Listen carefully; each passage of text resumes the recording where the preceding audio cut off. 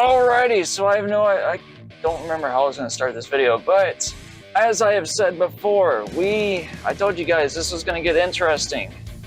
We are, in comparison to like the videos I was putting out before, we are starting a new video series called Metal Chuckers or something of the sort. If you hear any noises, there's thunder outside. This has been in the plan for almost a year, and my uploads have been very sparse because getting all this together, and now we finally decided that we can get this done, and we are now on a weekly reset. So now we have our first chance to start off doing this show, and what we plan to do, we got some ideas in mind. We'll see how it goes from there, but we want to do like album reviews, any kind of news that seems interesting to us. We can come across that, and just anything else metal related that we want to go over, we can discuss. But we're going to first start off today by giving a history about, giving our metal histories between the two of us and how we got into it, and pretty much our chronological journey.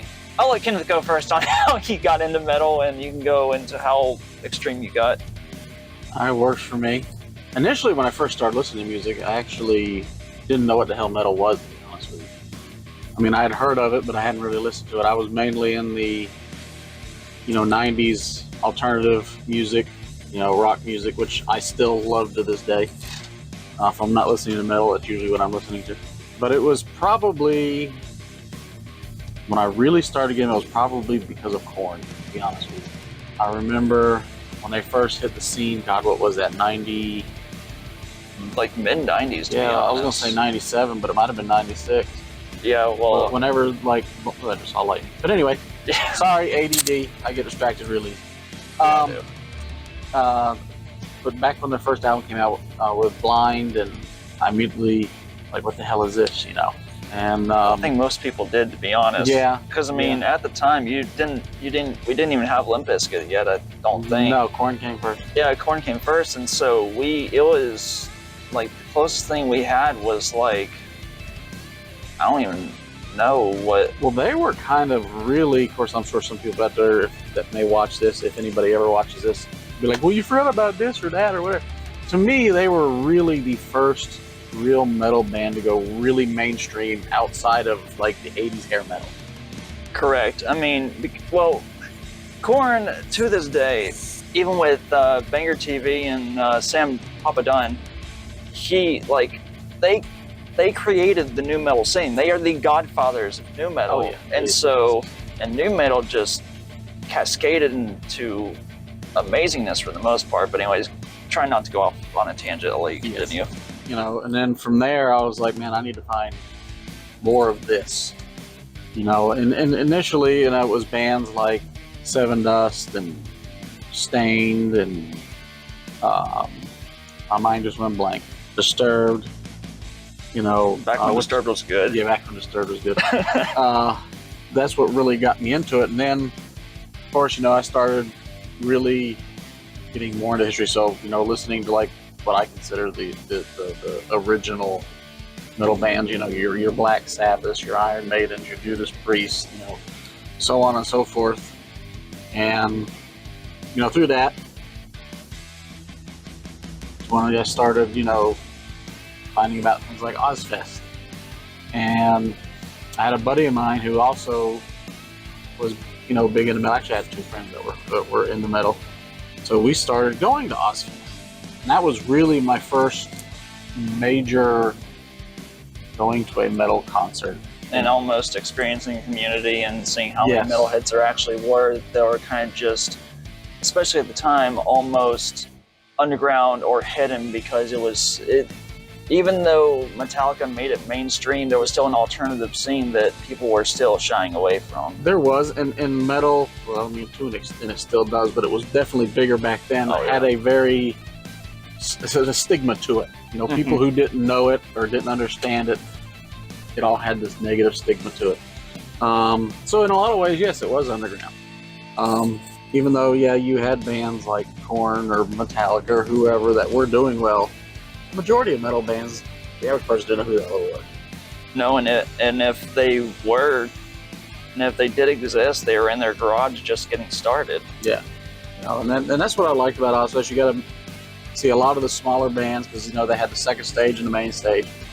You got to see a lot of smaller bands. You got to meet some of them. Like I told you, I even met the guys from Chevelle and got to play video games with them. Oh yeah, I remember that. That was really cool. But yeah, Ozfest was really my big thing, and of course, that was it for me. I went to Ozfest several times until I guess Ozfest no longer became a thing. At least not in a national touring sense. Yeah. Back when I lived in Atlanta, we had these free concerts every weekend, which was amazing. And we had two across from each other. Now, one of them was, mostly pop music with some like soft rock or some alternative. And then you had the other side, which was rock and metal. But usually I was on the rock and metal side. But you got to see bands like Seven Dust. Who else played there? Shit. What fucking? My mind's going blank. I don't know why it's not working. You're fine. I can edit this. Yeah. I went almost every weekend. I didn't even care who was playing. Just because it was fun for my friends and I. It didn't cost us anything other than the train, the MARTA subway ride there, which back then wasn't that expensive. And so we went like every weekend. That's why I've been to so many concerts now, because I went to like 20, 30 a year for a couple of years, it seemed like. But ever since then, since those days, like, I don't know, I've really was starting my metal journey. And then in college, Napster was really big. What was the other one? LimeWire. Yeah, of course. That ordeal. Yeah, ordeal. And I discovered all sorts. Where I discovered Nightwish, which was to this day is my favorite band. But I discovered a lot of bands with Indentation, Camelot, which these are all bands I still like today. I don't know. See, my mind's blank again. But that's where I found my love for symphonic metal. And, to this day is probably still my favorite genre of metal. Nightwish will always be my favorite, but there are several others that I know of and that I do enjoy. And then also like a lot of power metal bands, which Camelot kind of teeters that line between power metal and symphonic metal, but they're there. Of course, Sabaton, which we're both fans of. You got me into Sabaton. Yeah. Well, I knew about Sabaton, but you really got me into them. Yeah, I remember the first time hearing about Sabaton. Almost nobody knew who they were back then. And that wasn't even that long ago. That was like 8-9 years ago. Nobody knew who they were. Now today, they're like one of the bigger names in metal. They are, but it did take them a while, probably, because they were. I mean, they held Sweden, and so like it takes about 5 to 10 years for any kind of Swedish acts to really. That's because there's so much coming out of not just Sweden, but and Scandinavia. Yeah, Scandinavia. There's just so much coming out. Well, I mean, and I'll get more into it once I go into my portion. But I mean, well, yeah, you're more. Yeah. As you'll see, he's more into the black metal, death metal scene, which I'm picky on those. I don't dislike them. Rightfully so, because even I'm still picky. Yeah. Well, I'm even pickier than you are. Yeah, so. And even to this day, I'll discover, like, Nemophilus, discovered them not too long ago. Found baby metal a few years ago. I like anything, as you know, that is unique, different, something that pushes the boundaries. Maximum. Like Maximum Hormone, yep. Baby metal was another example of that, because a lot of people don't like them because they're not your typical, metal band. But that's why I like it. It's different. Well, I think for a lot of people, that's why the people that do enjoy baby metal is just because they have pushed the boundaries of pretty much the textbook definition of any kind of metal prospect. Well, and baby metal is a perfect example of why I love metal in general, because, and I've told you this before, metal is probably one of the most diverse music genres out there. There is something, if you like heavier music anyway, there is something for everybody. There is, and if you're curious on what all is out there, I highly recommend the Heavy Metal Family Tree conducted by Sam Dunn. He's with Banger TV. He went and did a full journalistic perspective on the history of metal and got it down to a fucking T. It's outstanding. I'd highly recommend it. Mm-hmm. You know, baby metal also helped bring a lot of eyes onto the Japanese metal scene too, which is, in my opinion, one of the greatest metal scenes out there right now. It is, and people will know about the Japanese metal scene, of course, from Duran Gray leaving their mark, and Duran Gray, yeah. But I feel like Sakima too, for all those old school, and X Japan, of course. You know, but like even today, and the thing that gets me is a lot of these Japanese metal bands are female, especially the ones that are, you know, getting up now. You know, you like Nemophila, baby metal. Even though I realize baby metal don't play their instruments, but even though they technically can, Mo can play the guitar and Sue can play the piano. But anyway, besides the point, you know, Nemophila, Bandmaid. Bandmaid is probably one of my more favorite female-fronted Japanese groups. I like Bandmaid. Like, they're insanely talented. Yes. Like, I will not say that they aren't. But for me, a lot of the songs sound the same. And I'll get into it. That's on my part, but well, yeah, but a lot of that's also like your whole, like we've talked about your black metal, death metal thing. It's a lot of it's repetitive, which is why I'm so picky, because I get bored with repetitiveness. It's why I can't stand most metalcores, because it all sounds the same. I can't stand most metal. Well, I'll get into that later. We'll get into that. And I think that's what makes you and I maybe work for this show so well, is because I like more of the melodic style metals. You know, you're into a lot of the more aggressive styles, which again, I don't hate those. I'm just very picky. Right. Just like you don't necessarily hate the melodic ones, but you're gonna be a little more picky than I am. Exactly. You know, but I think that gives, you know, you can get an interesting dynamic. Yes, interesting dynamic, and you'll know more about these death metal and black metal bands than I will. Yeah. Like, I've heard of a lot of them, but I couldn't really go into telling you like what their music is or. Yeah, well, I was about to say, as my wife puts it, like, I know when they last ate a sandwich or when they last took a shit, basically. I mean, that's basically my history up until now, is just, you know, it started with Korn, and then kind of blew up from there to where it is now, to where, you know, probably 80 to 90% of what I listen to anymore. And pretty much the only concerts I go to anymore.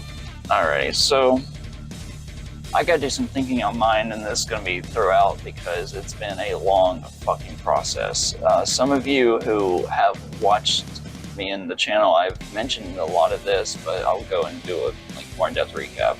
So around, I want to say I was around 8 or 9 whenever my father. Okay, I'll start by saying my father was a drummer. Has been rock and metal drummer for the past like 30-40 years.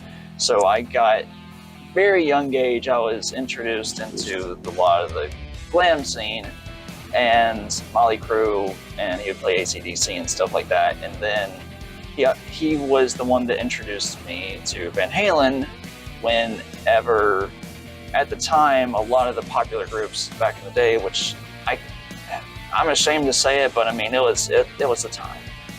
Like NSYNC, Backstreet Boys, and all that horrendous shit was going on. It was popular, and but back then I didn't know any. Let me save myself by saying I didn't know anyone back in the day that I could really like explore any kind of rock or metal with. Closest dude I knew was in the Green Day and some of the other rock styles, which kind of expanded into the more rock and metal areas. But whenever my father had shown me the Van Halen Live Without a Net tape, I was stunned by the work that Eddie was doing, and it made me want to get into guitar, which I've been doing now for the past like 20 so years. So I'm a huge fan of that. And then soon after, my father, he had picked up a DVD of Judas Priest's Electric Eye tour, which was their Fuel for Life tour in Texas. And whenever he picked it up, he was excited, and I had no idea what the hell it was. I didn't know what the hell he had picked up. I'd never heard of it before. And so he showed me, and I was absolutely floored, because the absolute first thing he showed me was the Hellion and Electric Eye. And mind you, I'm like a 9-year-old. It was life-changing. No. I was a 9-year-old kid, and there's a fucking robot coming out of the stage and holding up Rob Halford. That was the coolest shit I'd ever seen. Yeah. So it's like, and they were like I said, from the people that I knew back in the day, they were doing Green Day, like in some of the boy bands back in the day. It was this was mind-blowing beyond all recognition, and it had fury, it had and it had just power to it, and it was a drug without being a drug for me. And so me and my brother, we would always watch it. My mother wasn't too fond of us watching that because some of the guys in the group were a bit suggestive with their on-stage performances. I didn't know what it meant at the time, but she did, and so she wasn't too fond of it whenever she'd catch me watching the tapes, but I just kept on watching them over and over and absolutely loved it. So like I became a fan of Priest at like the age of like 9 or so, and then once I went through like all my toy guitars, they finally gave me a real one like 2 or 3 years later. And then I started trying to learn Van Halen and whatnot. Fast forward a bit, and some of this is a little blurry because I've attempted to block out a lot of my past, so I'm trying to remember what I can. But along the way, I picked up Avenged Sevenfold and the FMV, which of course, like, they are metalcore, but back in the day, they carried on for me what Priest had and took it a little bit further. And I do remember, like, even whenever I was in the Sevenfold back in the day, a lot of this was also before MTV2 had come along, and so they would have their metal areas, and I remember like Headbangers Ball, but my first introduction to a bit more aggressive metal was on the bus. And a buddy of mine had say, "Here, check this out." And I didn't know what he was showing me. Next thing I know, I'm hearing Dopes Die. And I'm like, this is a little much. And so he had let me listen to that, and at the time, it felt a bit too far out there for me because I don't know how to put it. I don't want to say goody back in the day, but I was, so that was a little bit dramatic for me. And then, of course, later on, like, Sevenfold, I think, was actually a good gateway, I guess I could say. And I remember Bullet was coming out with their album Screaming Fire. And I remember just hearing the ending chorus to it where Matt was screaming it, and I'm like, wow, this is pretty intense and amazing, actually. So I got onto them and was listening to them for a while, and at the time I was way more religious back in the day, and so I wanted to delve more into my religious practices, and I tried to find groups that were, for lack of better words, religious, and that was not easy to do back in the day. And so whenever there weren't many religious. No, there weren't. I mean, you had Third Day, you had Demon Hunter. Hunter. Yeah, Demon Hunter was. Yeah, and so after hearing Bullet and everything, I was kind of progressing into heavier stuff and kind of wishing that like heavier stuff came about because back then there wasn't many that was heavy that was religious centered. And then I remember I was sitting on the computer one day, and again I was watching Headbangers or whatever, and Impending Doom came on, and it was Nailed Dead Risen. It was intense, and I was like, this is amazing. And then whenever I looked on Brooke Reeves' shirt, I'd seen that it said Jesus on it in the style of AC/DC, and I'm like, there was no goddamn way. So I looked them up and found out they were a Christian death metal group, or like almost grind at the time. And so I'm like, holy shit, finally something that can feel what I'm wanting, but lyrically would give me what I wanted. So I was listening to Impending Doom just constantly, and then like buddies of mine that I had, they were also into Whitechapel back in the day. Well, no, wait. Again, this is kind of trying to remember how everything went. I'm not the only one. Yeah, no. It's like I've tried to block out so much of this because it was a very dark time that I wanted to erase memories. So thank you for bringing up repressed memories. I didn't do that. No. It was in the gym in my freshman year that this was before the time of me learning about more death metal or knowing much. And so I was into the heavy rock stage because we had 3 Days Grace was very big at that time, and so I really enjoyed that. And I remember a friend of mine was just listening to stuff on the speakerphone, and they were listening to something that was just aggressive, and it was like wailing, but it had such a hell of a groove to it. And I'm like, what are you listening to? And they said Lamb of God, and I'm like, oh, okay. And at the time, I'm like, that's a little odd they'd have that name and sound like that. I looked into them, and I got really into them because it was the first thing that came out aside from Pantera that was like just essentially southern metal that had a groove to it, and it was just relentless. I had gotten into Lamb of God, and it might have been Ashes of the Wake was a time period that I had learned about them. But of course, fast forward into the more death metal side, and then somehow along the way I came across Behemoth. And because at the time it was Zoskia Culture was their current album of the time, and that was one of the most powerful things I had ever heard. And so like it got to a point I didn't really care if they were religious or not. I wanted it. Fast forward a little bit more, and I came across a video called Black Metal Satanica,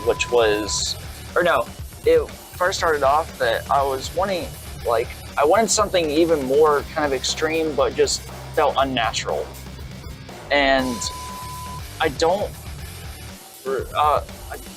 because of Behemoth and some of the other groups, I had learned that they were black metal. And so I'm like, okay, I wonder if there's Christian black metal out there.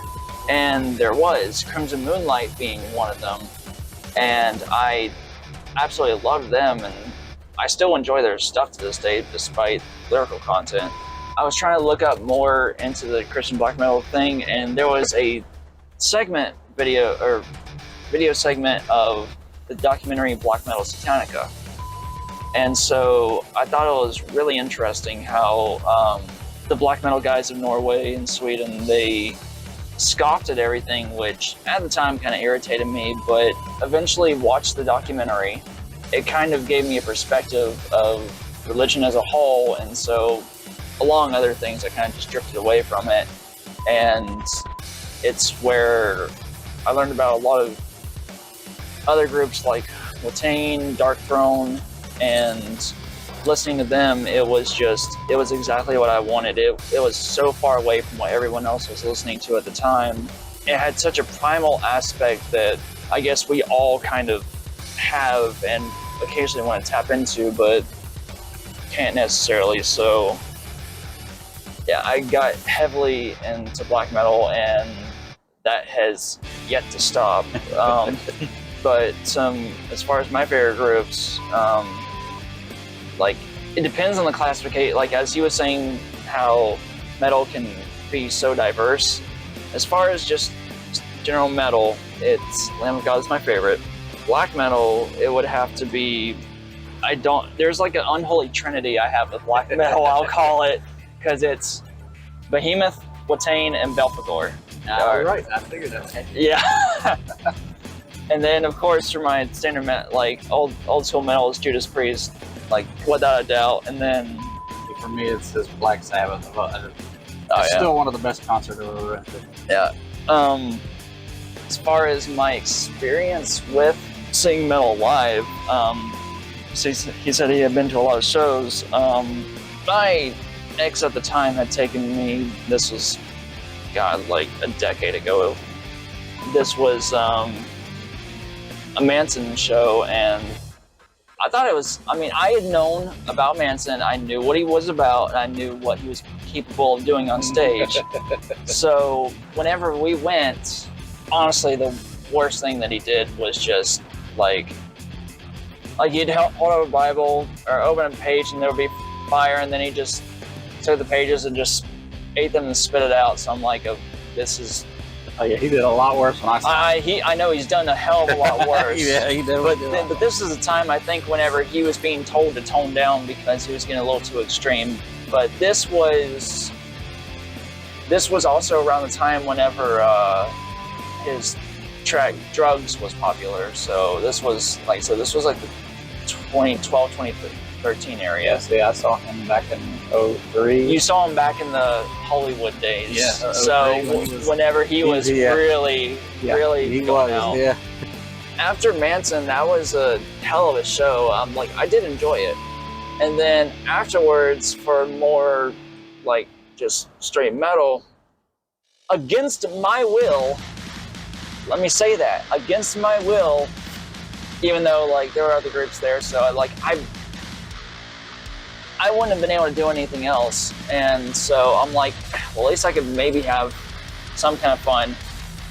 My ex went to an Asking Alexandria show, and she had taken her friend at the time. I remember that's whenever I had first heard Trivium live, and they were the best group there because Motionless in White was there as well, and I See Stars, and I didn't like either one of them. We later found out that Duran Gray was actually supposed to be there as well, but something happened with that.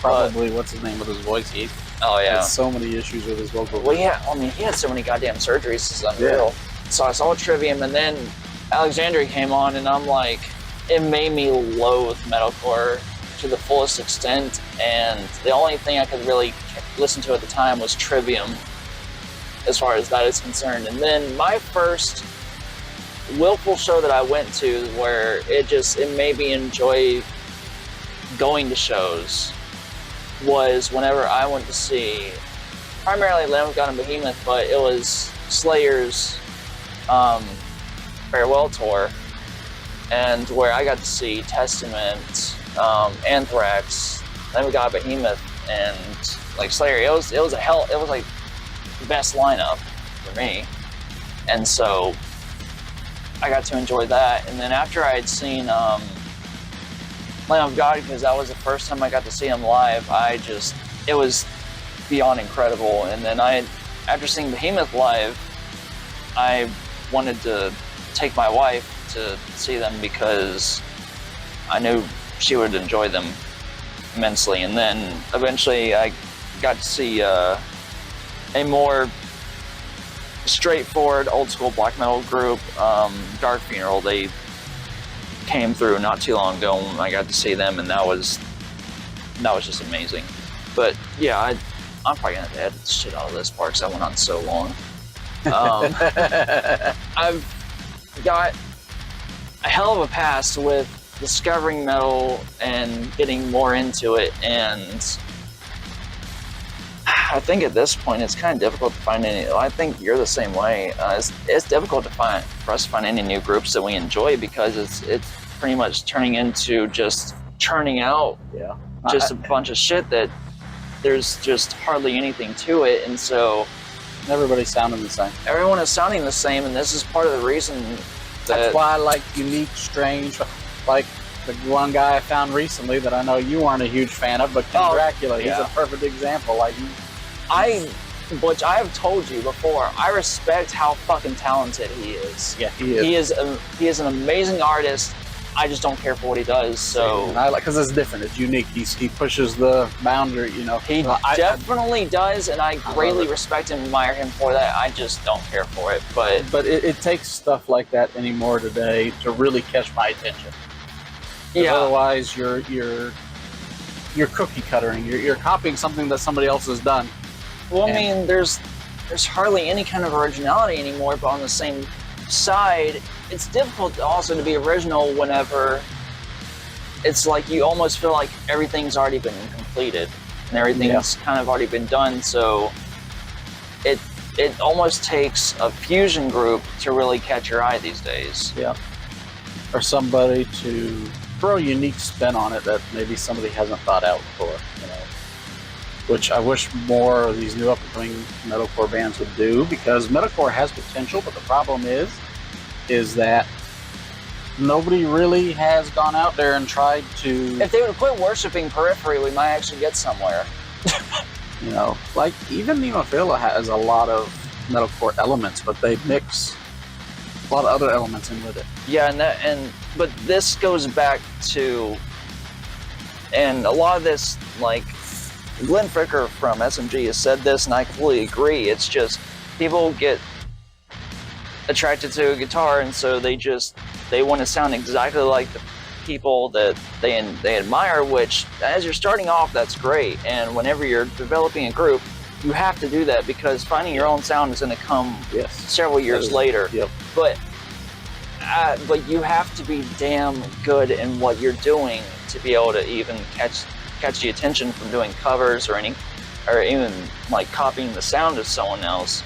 And like there is a proper progression that you have to go through, at least. And this is me speaking like from a mixing engineer, producer. Well, there's actually a band that comes to mind that I feel like kind of did what you're saying. Mm-hmm. They started out doing a lot of covers. They actually got first noticed for their Metallica cover when they were like preteens, basically. Who was this? You might even know who I'm talking about already. Maybe you don't. Apparently not. Well, I'm fucking tired, okay? Eventually they started doing their own music, and they found their own niche, and now they've blown up. And that's the warning. Yes. Oh my God. Yes. Like but again, they know. Okay, this is a big thing for metal, and you've got to be able to do this before you can even get anywhere. And that's having solid songwriting. If you can't do that, then you have no fucking chance in it. Like even as far as death metal is concerned, like with Cannibal, or even old school Death, the group. I mean, yes, it sounds like it's a bunch of chaos, but it's structured chaos. Because I mean, even I want to get Cannibal's new record, because it's just there is a writing aspect to it that even though for some people it might be god awful, they could have something that becomes an earworm, and it's just like, God damn it, that thing came into my head. But it's that songwriting capability that gets catchy and becomes an earworm, and that's how you have to do it, and that's what no one is doing anymore. No.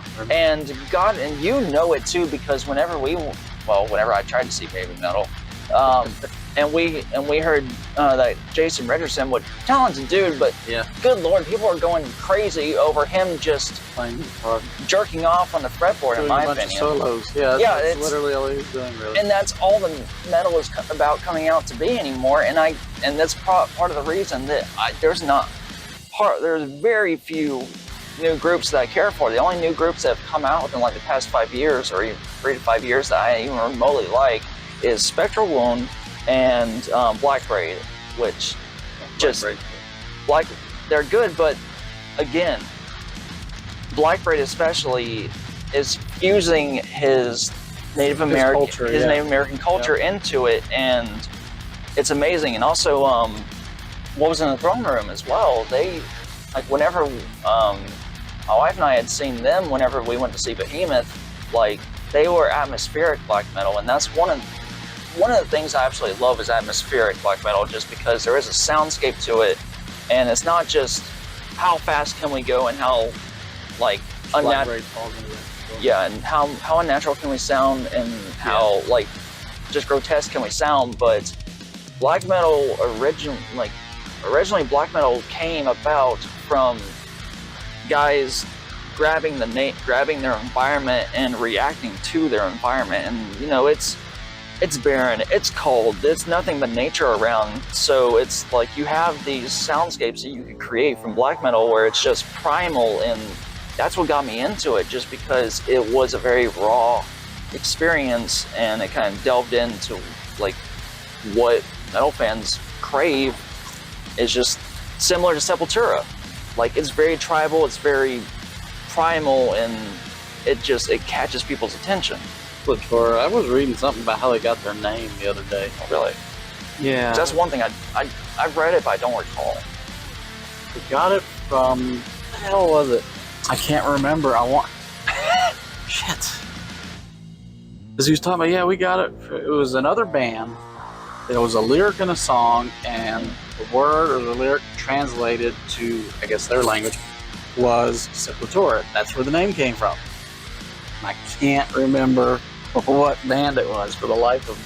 But yeah, going off of your Korn thing, or going off of Korn and just really feeling like the power of it, I think following Korn roots from Sepultura is what can really bring a community of metalheads together, just because the nature of it. It's we're all going back, and this is the biggest thing we love about metal.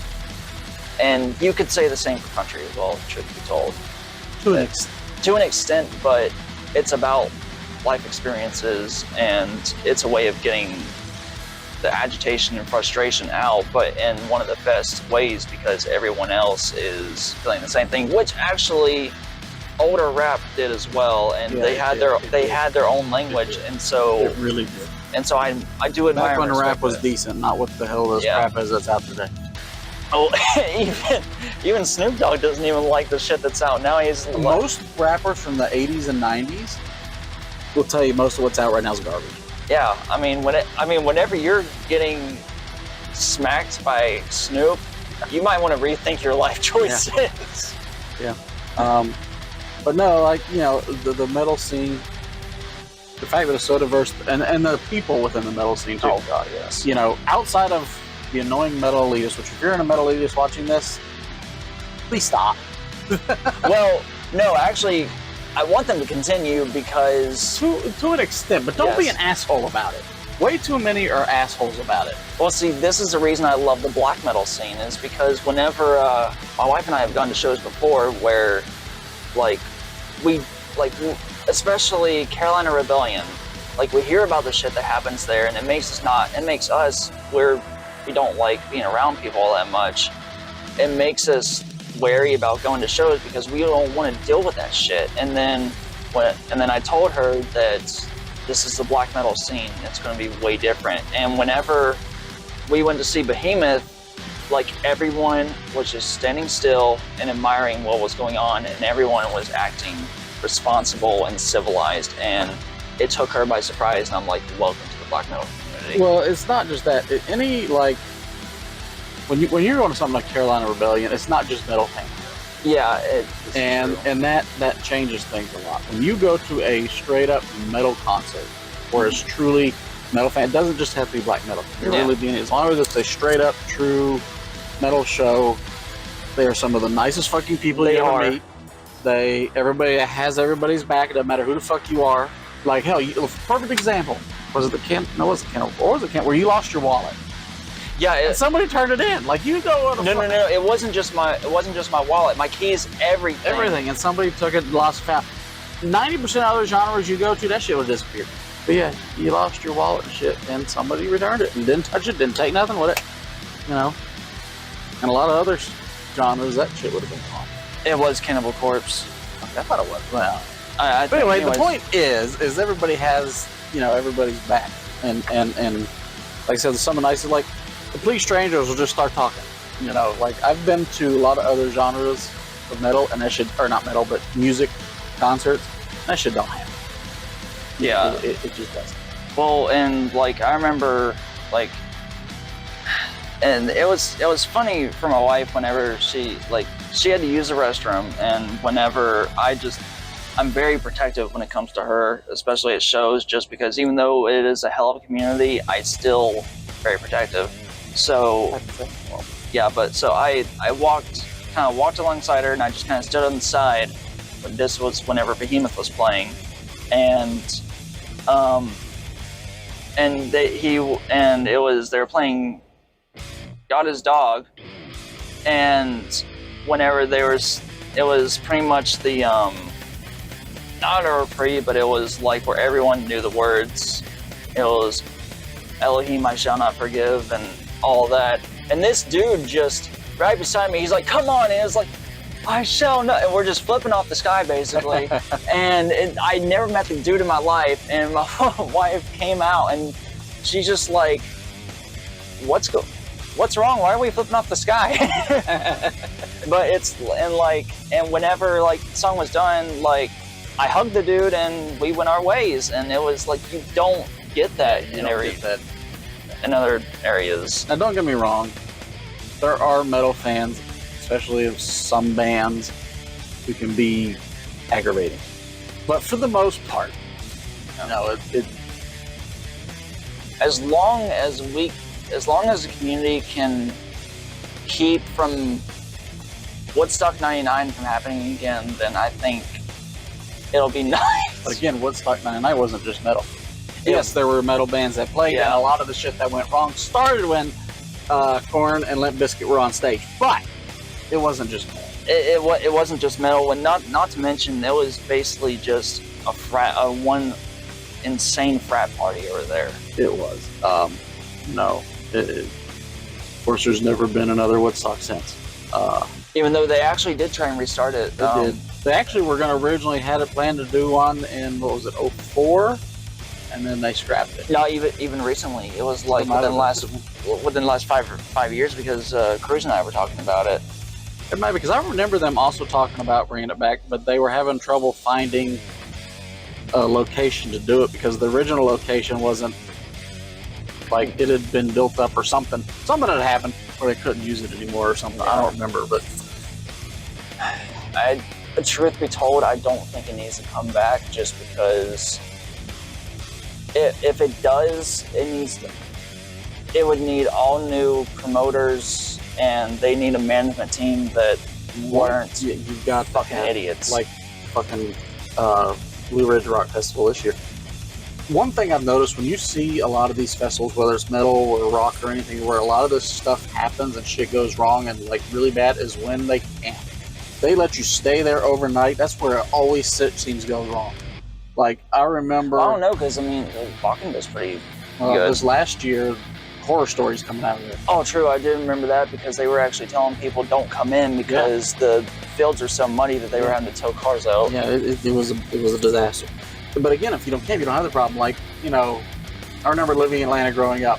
Technically, this still exists, but it's a shell of what it was back then. They had something called Music Midtown. It was a 3-day concert, over 120 bands on 11 stages.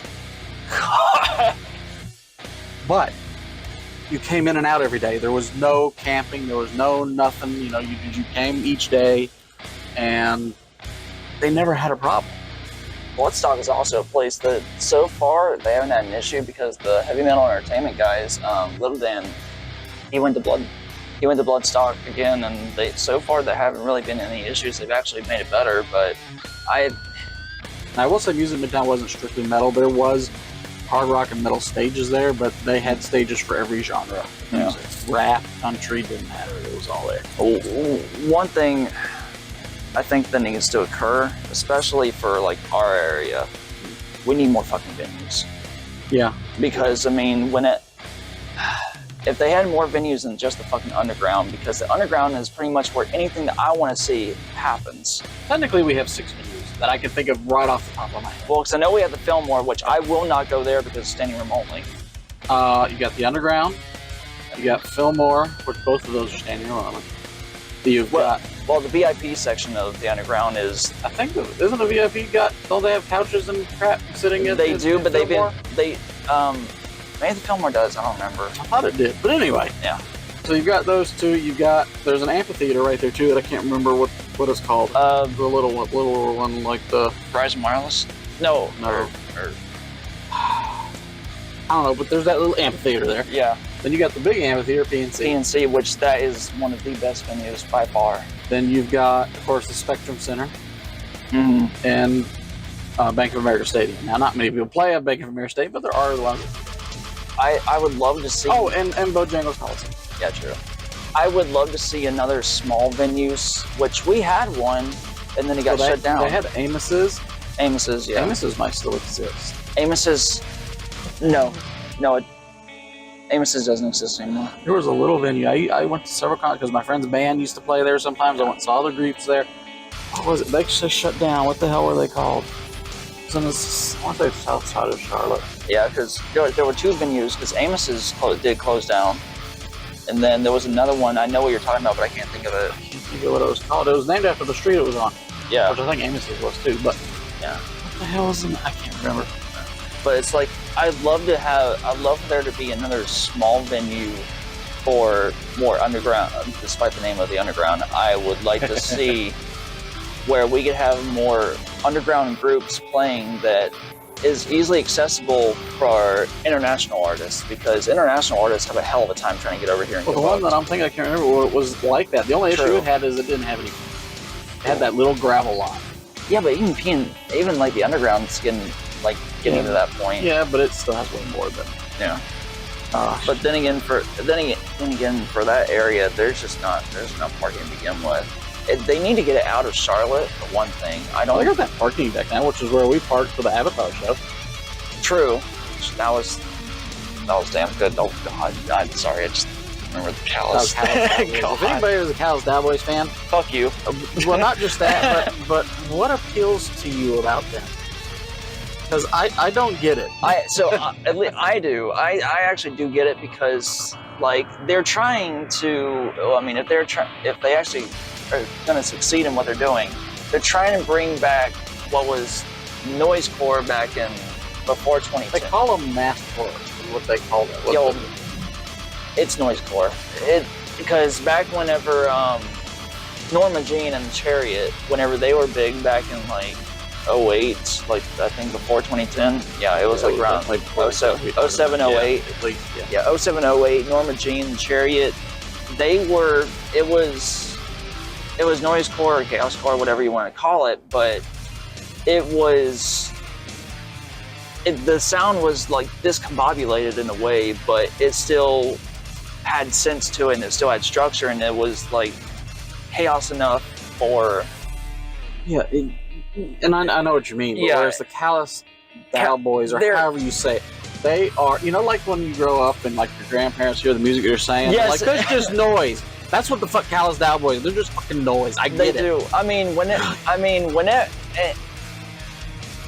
They got a lot to learn, especially spatial awareness. Because fuck, I know the underground is a small stage, but whenever you go to toss your hat and it hit your violinist while she's playing, that was good. Yep, that was like good. As funny as it is, that can ruin a performance. So guys, spatial awareness. Yep.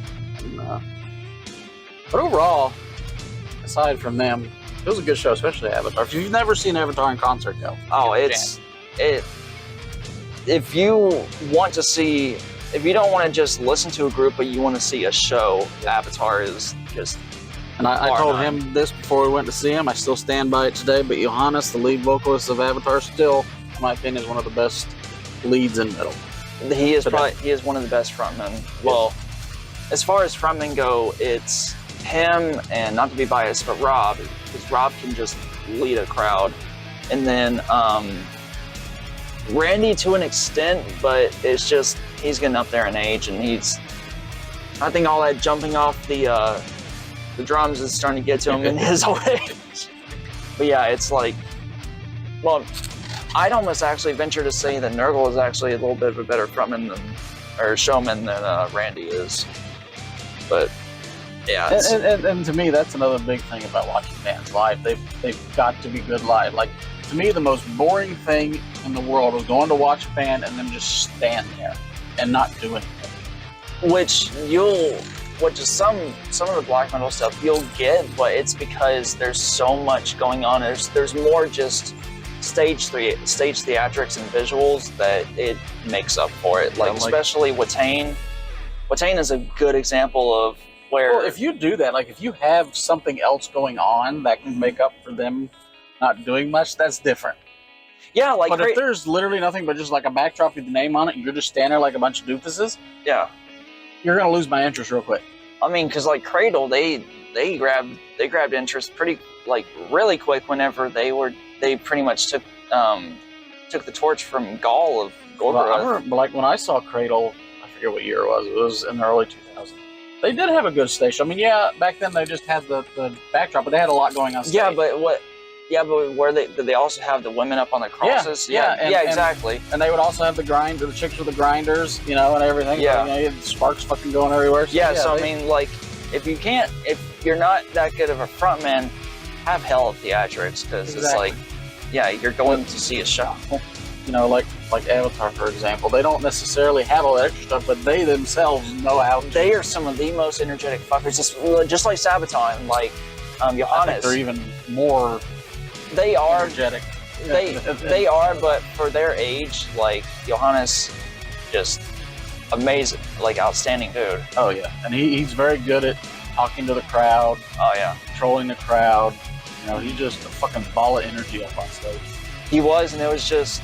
I remember seeing them right before Priest. No, that was. Oh, you're talking about Sabaton. That's Joachim. Johannes is Avatar. Oh, whoops! Yeah, Joachim.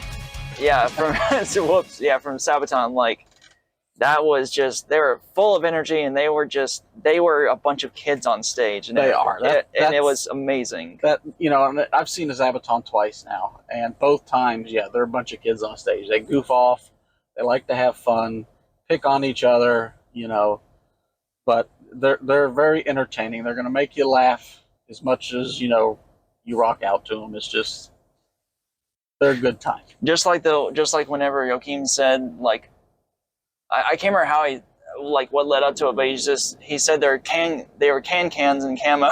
Yeah. Yeah, you never know what the hell they're gonna do. They're a bunch of goofs. But yeah, you know, that's why I like going to shows.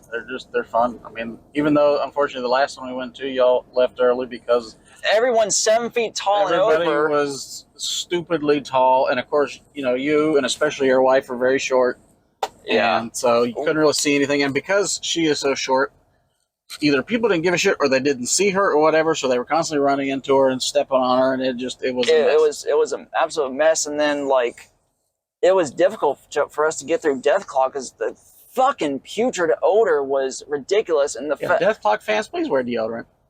Or no, I don't like deodorant is like the least of your concern. Take showers, something. Like, I know it was. Like, I know my wife told me it was a thing that actually was in their show, but take heed to what they actually said during the set of personal hygiene. Yeah. The fact that a group took a segment from their show talking about personal hygiene, that says something to me. Yeah, yeah. Like when they finished, the crowd thinned a bit, and you could smell a difference. Dude, and that's pathetic. Yeah, it really that was is. Fucking pathetic. You know, like. The Baby Metal crowd smelled a lot better. They were a lot wilder. Like, after they left, that crowd was hands down, like I said, I've probably been to 80 plus concerts in my day. One of the most energetic crowds I've ever seen, which is good and bad. It's good because you can feed off of that energy as somebody standing there watching, but it's also bad because if you're trying to really watch the show, it can be distracting.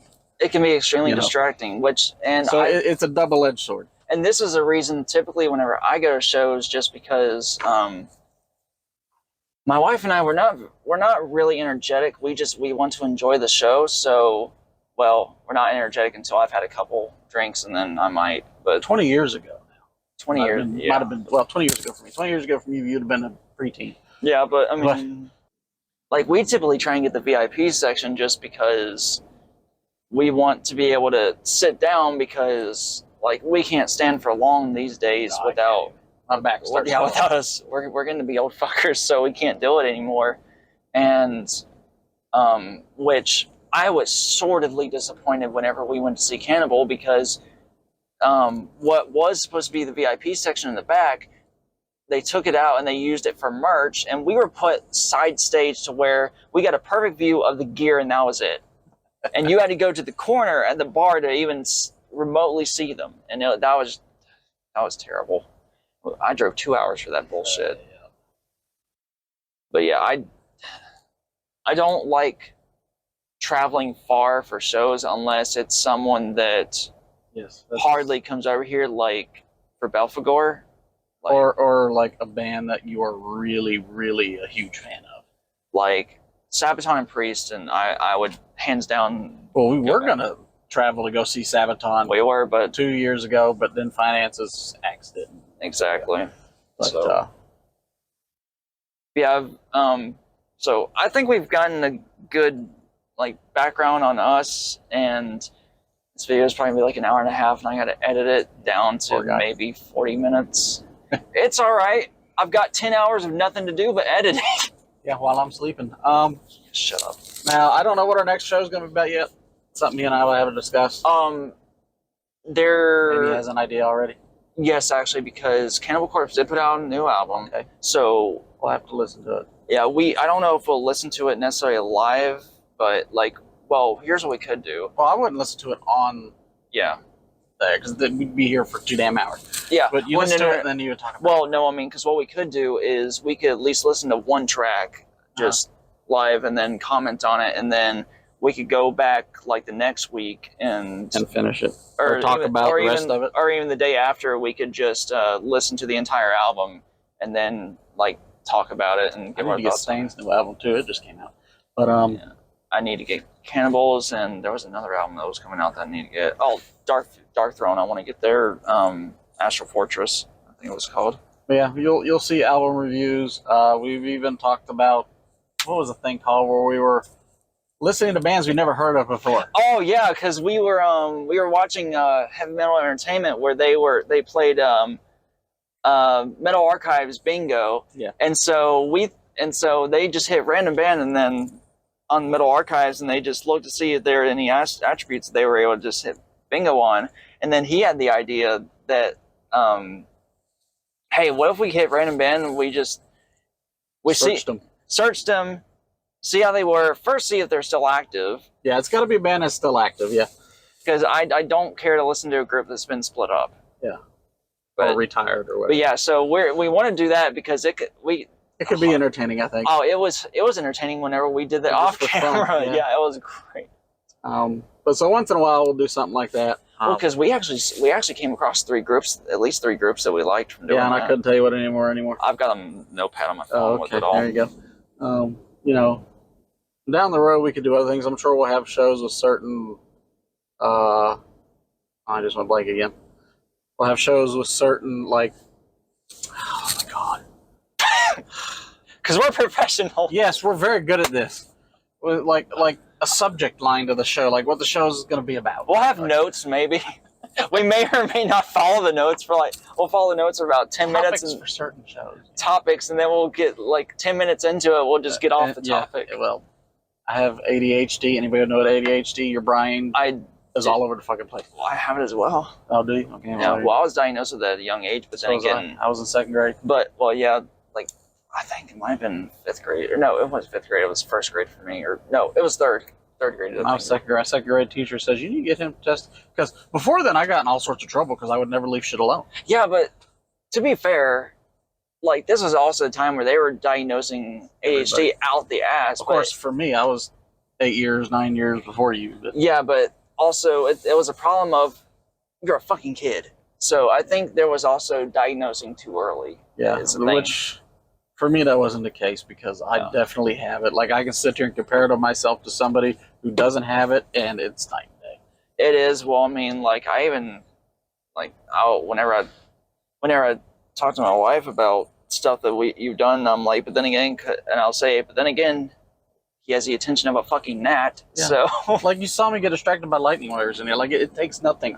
Also, one thing we are going to do, which I think is going to be really fun and cool, is I got to reteach you how to play guitar. Yes. Yeah. I used to kind of, sort of, every so little bit know how to play, but it's been. And I do have about 18 years. Yeah, I do have a list of stuff that I'm going to teach him in order. Because the first thing I'm going to teach him is Smoke on the Water, and these are mainly going to be the intros because they're what I know. Iron Man, Breaking the Law. I'd have to go back and look at tabs to refresh my memory, but I know. After Midnight. Yeah, I know the whole thing. Living After Midnight. That's gonna be a good one for you to get chords down, and then. Yeah, I've never been good with chords. I was good with notes when I chord. What's Breaking the Law? It's all pretty much arpeggios, so you'll be able to do it. Head Out to the Highway is really fun, but I think that's gonna be. We're going to need to practice everything else before you head out to the highway because of how the structure is. Yeah. So it'll be fun. But, yeah. We got a lot planned and a short time to do it. No. Yeah, well, I don't know how often we'll film these. Maybe once a week. We're gonna do. My plan is to once every 2, but however often you want to do it. I want to do it once every week, excluding home time. Yes. So once every week that we're on the road. Yeah, so it would be like there'll be a 1 week out of every month that we're not doing it. Yeah, we won't be doing it. Yeah. But yeah, today we're filming. While we're sitting here, I'll work on editing, and then I will probably once we get internet in here, I'll need to make life easier. It'll make life easier, but once we get to a level where I can get their free basic Wi-Fi, I can actually upload it. It'd probably take like half an hour, but yeah. Well, I mean, the initial upload I can do, and then the processing I can shut everything down. Yep. I mean, at least for the third.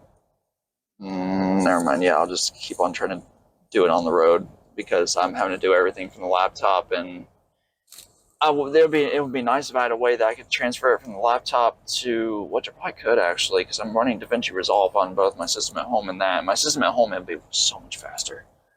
So yeah, there will be a week every month that we won't do it, but even during the home time week that we do have, I will still upload something just because, I don't know, we'll figure it out because Anybody watches this has any ideas for us, shoot them our way. Yeah, like the comment section is open for any kind of ideas. Tell us we suck or tell us we take too fucking long to talk. We already know we suck. So well, we already know we tell us that part. Yeah, we are well aware. But yeah, comment section is open for ideas, and if you want to get in on the discussion and ask us questions that we can maybe answer, that'd be really cool as well. Or if you got good suggestions for bands that maybe we had never heard of, let us know. Yes, that would be amazing as well. But because right now my channel is still pretty small, so I don't know how many people would actually comment. But metal, I'm not going to change the name of the channel quite yet because I don't know if I should. You don't have to. You could. I'm just going to put Metal Truckers and then episode 1. Yeah, -1, whatever.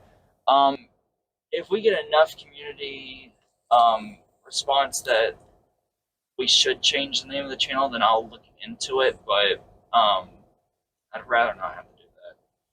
Because I mean, it won't just be us doing Worst case, you could always just make a separate channel to it down the road. I could, but also I will also be doing covers of stuff because once I'm able to get, depending on how tired I get, once I get that video edited, I want to try and get the Trap of Love cover down so I can have something for a Halloween upload. Yeah.